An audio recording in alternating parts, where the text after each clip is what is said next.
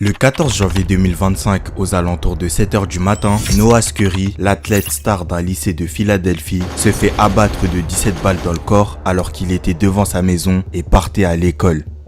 À ce moment-là, la ville entière est sous le choc. Les médias en parlent. Noah Scurry, As Noah Scurry, 17-year-old basketball star. Noah Scurry was just 17 years old. Il avait les meilleures notes à son lycée, était dit exemplaire, mais ce que les gens s'apprêtaient à découvrir allait être troublant. New tonight, law enforcement sources confirm there is a rap video uploaded to social media the day before 17-year-old Noah Scurry was shot to death behind his home. A screenshot of the video shows a man in a Joker mask, at times appearing to hold a gun.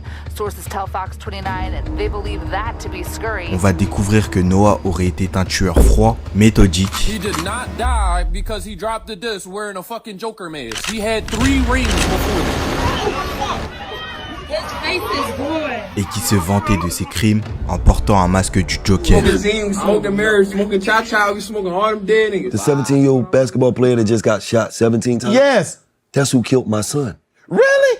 Yes. À partir de là, une question se pose. Noah Scurry était-il vraiment le Joker de Philadelphie? Et si oui, pourquoi un adolescent si prometteur a-t-il donné sa vie au meurtre? Ouais les gars, c'est pur et c'est ce que vous allez découvrir dans le 7e épisode de C'est pur. N'importe quel Américain vous dirait de ne pas vivre à Philadelphie. C'est une ville dangereuse et peut-être l'une des plus violentes des États-Unis dans certains endroits. Il y a le plus grand nombre de consommateurs de la drogue du zombie du pays et le taux d'homicide a explosé en 2020 pour arriver au-dessus de la tristement célèbre ville de Chicago. J'en avais déjà fait une démonstration lors de ma vidéo sur YBC Dool, un rappeur entouré d'un gang de psychopathes qui ont abattu une dizaine de personnes et qui ont fini par cruellement déterrer la tombe de leur ennemi. Des vingtaines de bifs sont similaires voire pire dans les quartiers de l'ouest et du nord de la ville. Beaucoup de quartiers sont à absolument éviter, notamment ceux du nord qui sont au centre de cette vidéo. Et pourtant, Noah Scurry n'a pas vécu dans un de ces quartiers. Né le 30 mai 2007, il a grandi dans le quartier de Feltonville. C'est un quartier épargné par les gangs mais qui fait la transition entre le Philadelphie complètement ravagé par le chaos et le Philadelphie calme de la classe moyenne riche. Il va être entouré de ses 2 parents avec une mère portoricaine et d'un père afro-américain, père qui va surnommer son fils My Twin ou mon jumeau et avec qui il était visiblement très proche. Ses parents vont rapidement le pousser vers le sport, il va performer au baseball ou encore au taekwondo, mais le sport dans lequel il excellera particulièrement sera le basket. À 7 ou 8 ans, en 2015, Noah semblait vivre une vie heureuse dans un quartier plutôt calme. Le problème, c'est que ce quartier reste proche d'autres quartiers bien plus compliqués et qui va rapidement être en contact avec de futurs membres de gangs, que ce soit à l'école, au basket ou même dans sa propre famille.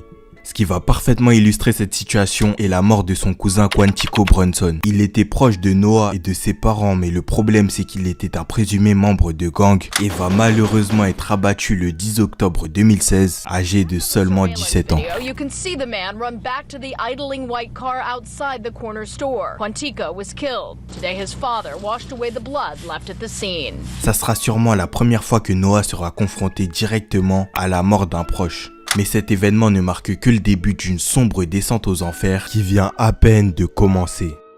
4 années de calme vont suivre la mort de Quantico. 4 années durant lesquelles Noah va passer de 9 à 13 ans et fortifier ses amitiés d'enfance qui vont petit à petit devenir fraternelles, notamment 2 d'entre elles, celle avec Tamair alias Tata et Kari alias Ri.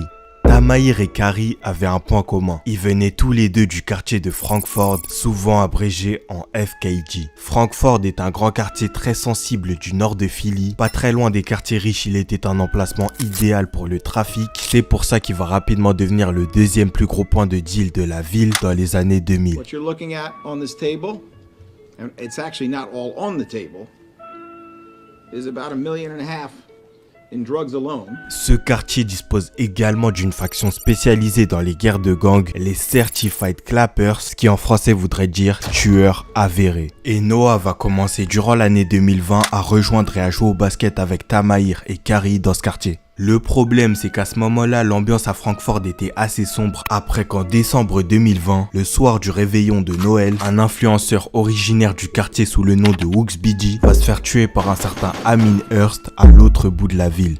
Amin Hurst est plus ou moins un tueur en série membre de gang qui a été condamné à 110 ans de prison pour 4 meurtres à seulement 16 ans. Sa victime Wooksbidi n'était pas proche de Noah, mais Noah va malgré lui voir le quartier de ses amis s'endeuiller, alors que la seule chose qu'il voulait c'était jouer au basket avec ses potes.